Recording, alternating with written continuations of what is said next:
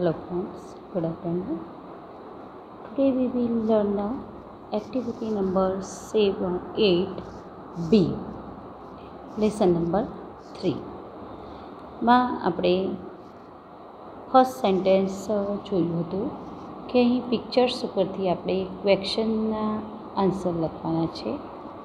તો અહીં સેકન્ડ નંબરનું ચિત્ર જોઈએ તો આપણને કોલ્ડ ડ્રિંક આપ્યા છે. ફર્સ્ટ કોલ્ડ ડ્રિંકમાં કેટલા ml છે? 200 ml છે. એની પ્રાઇસ શું આપી છે આપણને? 15 રૂપીસ. સેકન્ડ નંબરમાં આપણે જોઈએ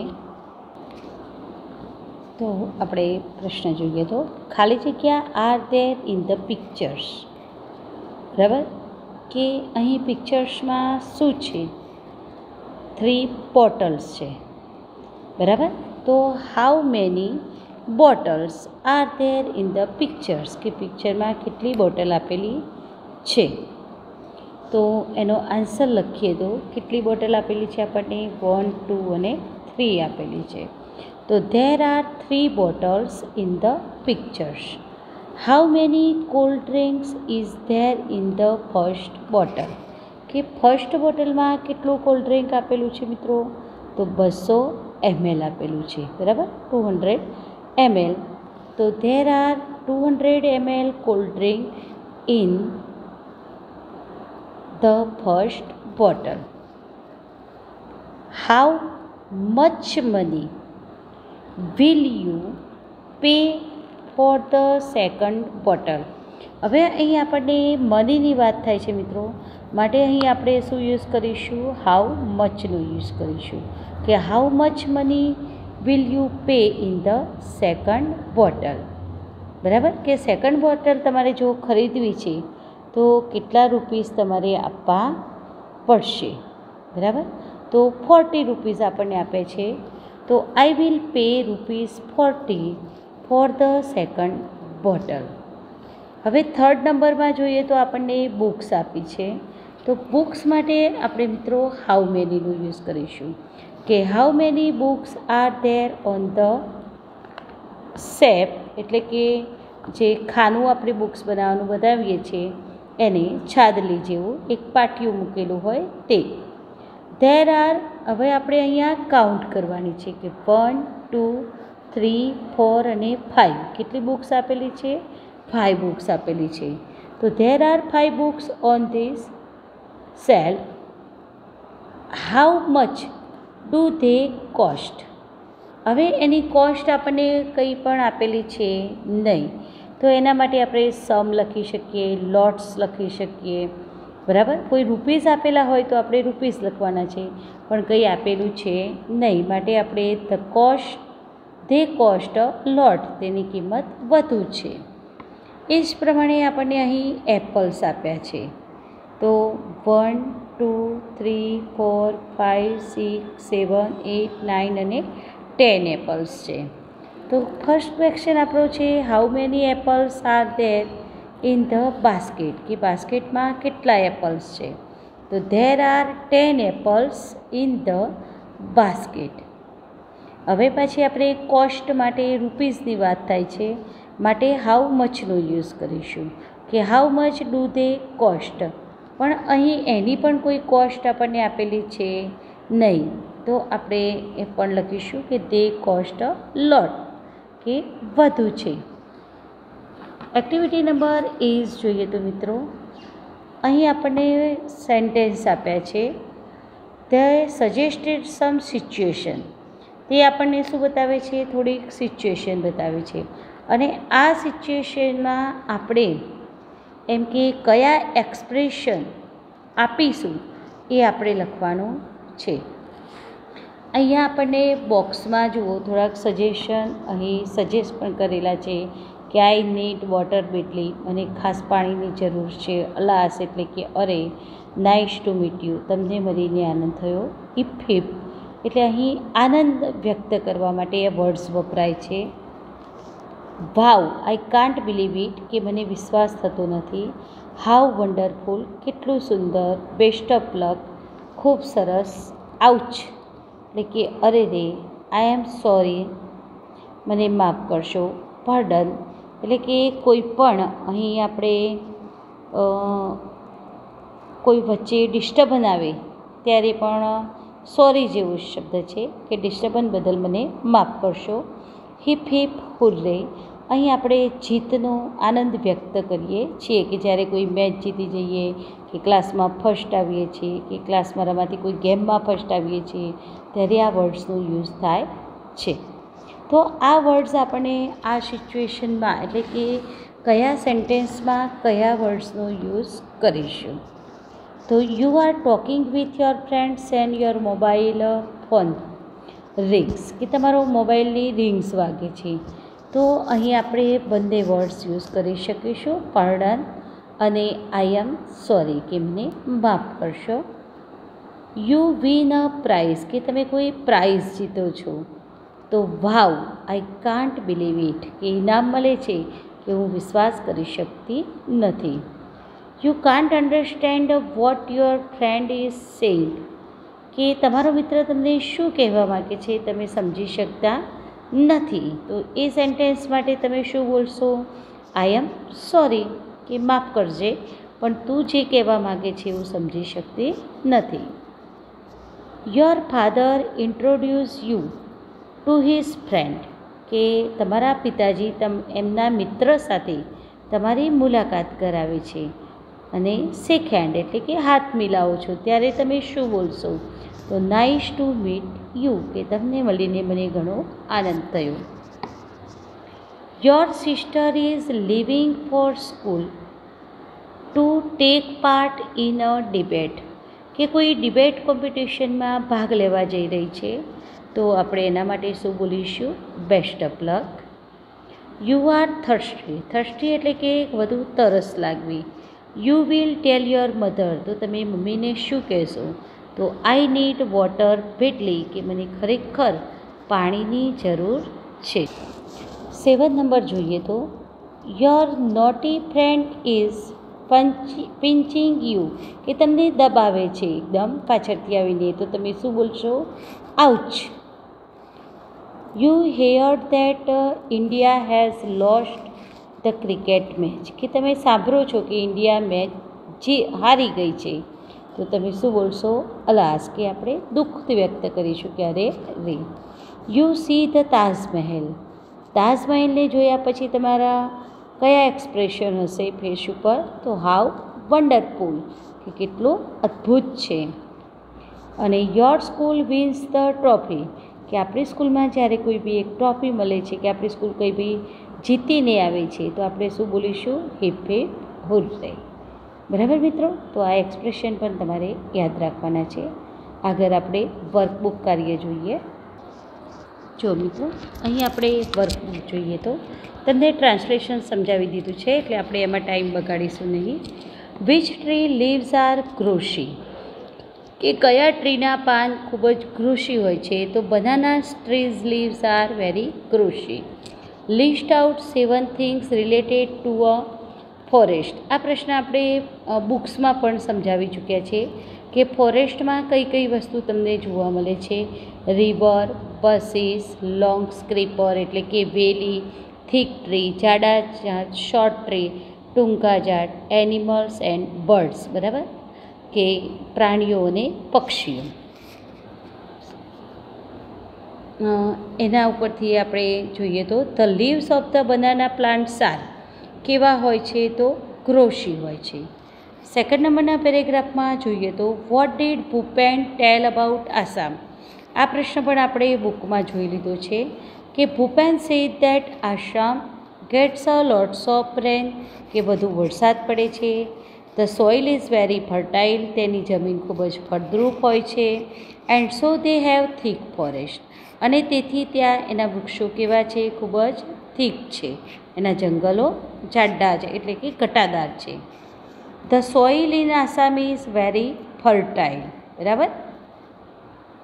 the soil and Assam is fertile because, કે ફળદ્રુપ જમીન છે એનું શું કારણ છે?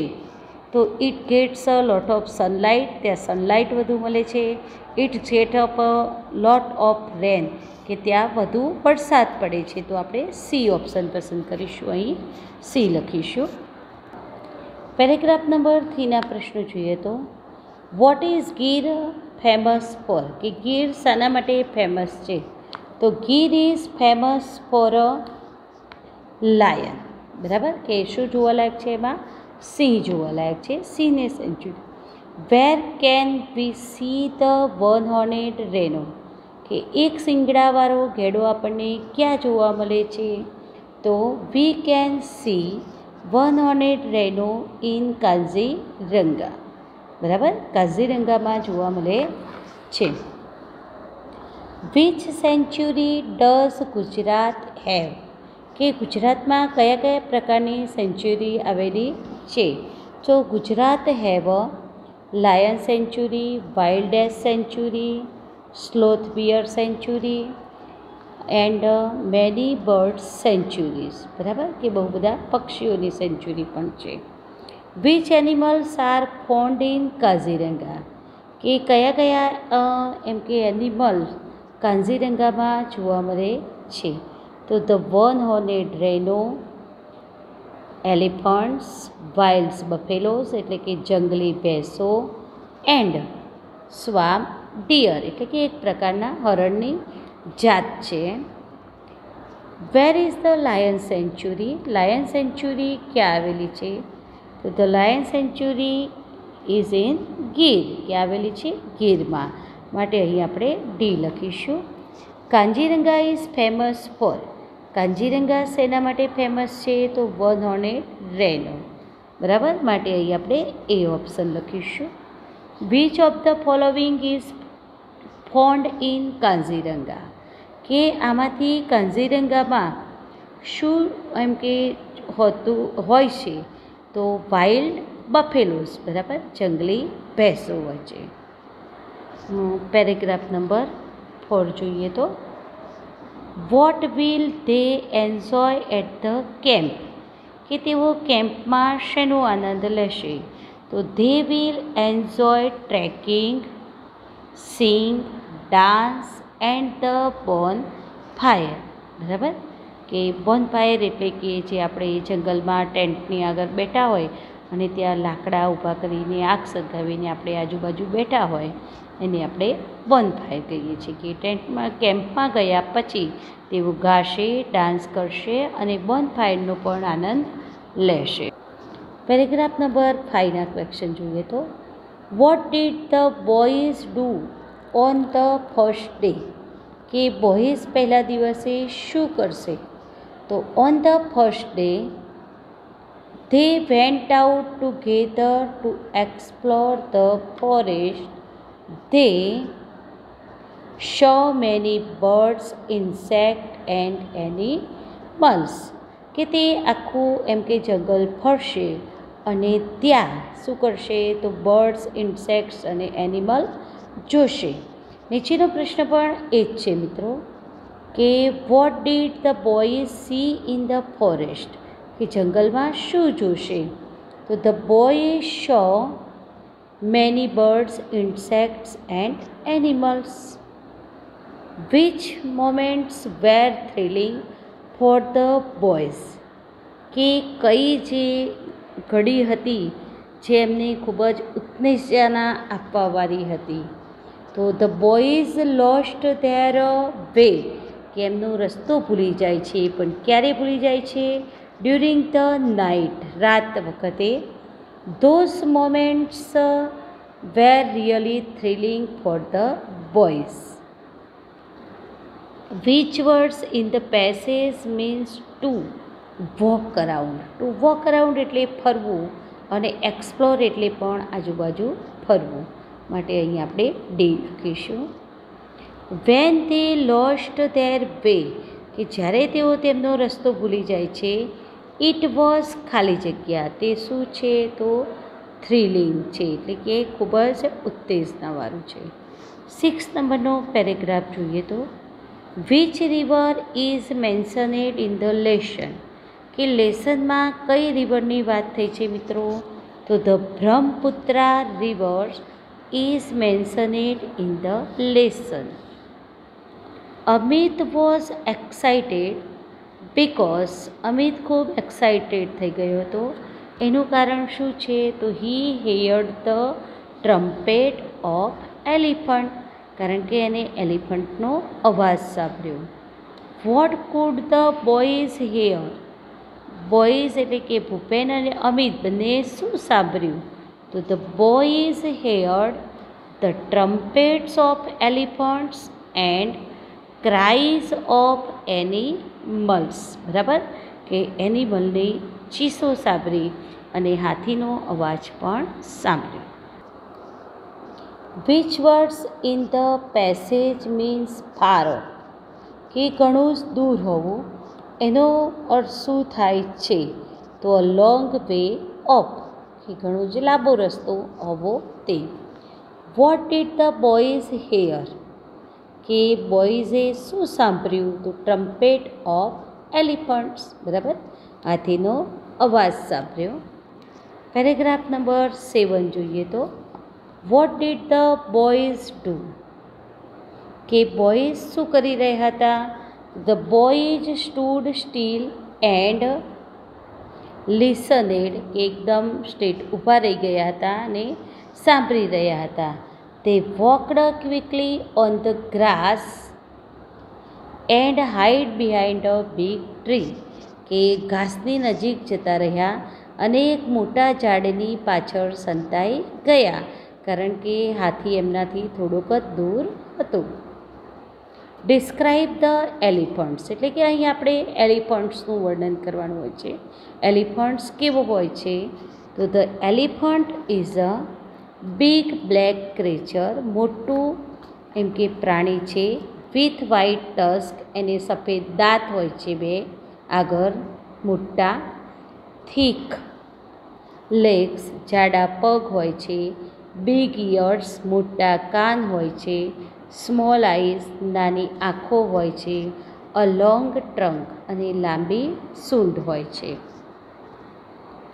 Which words in the passage means animals?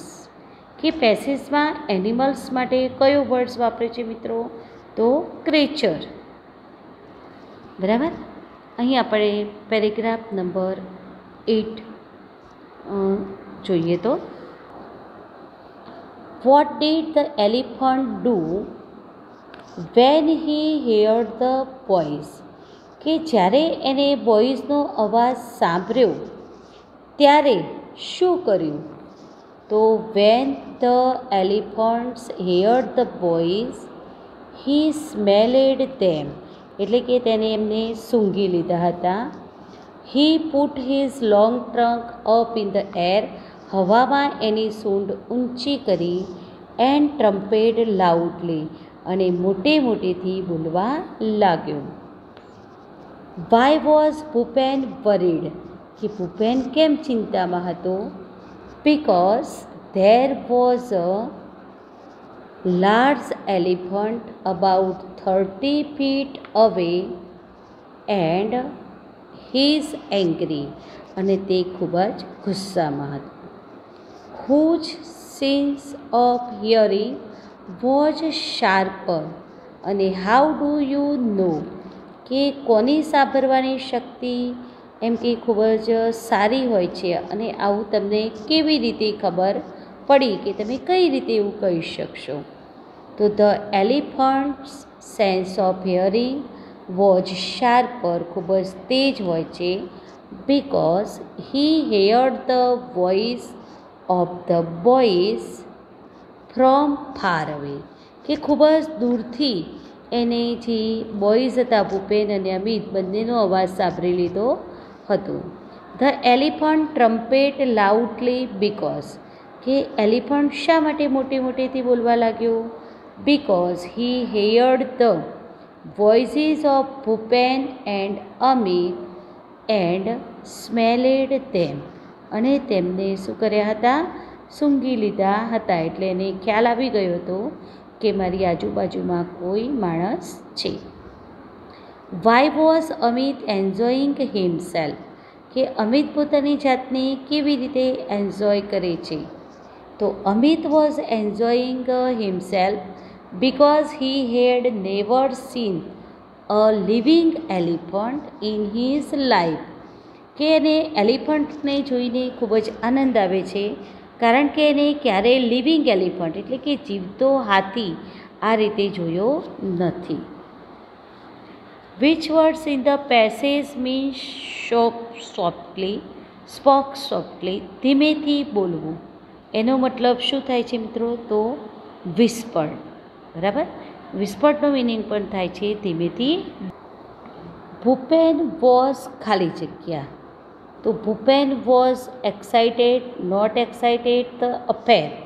તો જુઓ, અમિત એક્સાઇટેડ હતો પણ ભૂપેન અફેર્ડ હતો, કારણ કે એને ડર હતો કે હાથી આપણા ઉપર હુમલો કરશે. અમિત વોઝ ખાલી જગ્યા. અમિતને શું હતું? તો અમિત ખૂબ જ એન્જોયિંગ કરી રહ્યો હતો, એને ખૂબ જ આનંદ આવતો હતો હાથીને જોઈને. ધ એલિફન્ટ વોઝ ખાલી જગ્યા અવે. કેટલો દૂર હતો એલિફન્ટ? તો 30 ફીટ. બરાબર, 30 ફૂટ દૂર હતું. Which words is used for the sound made by the elephant. બરાબર, કે એલિફન્ટના જે અવાજ છે એને શું કહેવામાં આવે છે? તો ટ્રમ્પેટેડ. બરાબર, તો આગળની એક્સરસાઇઝ મિત્રો આપણે પછીથી જોઈશું. ત્યાં સુધી જય સ્વામિનારાયણ.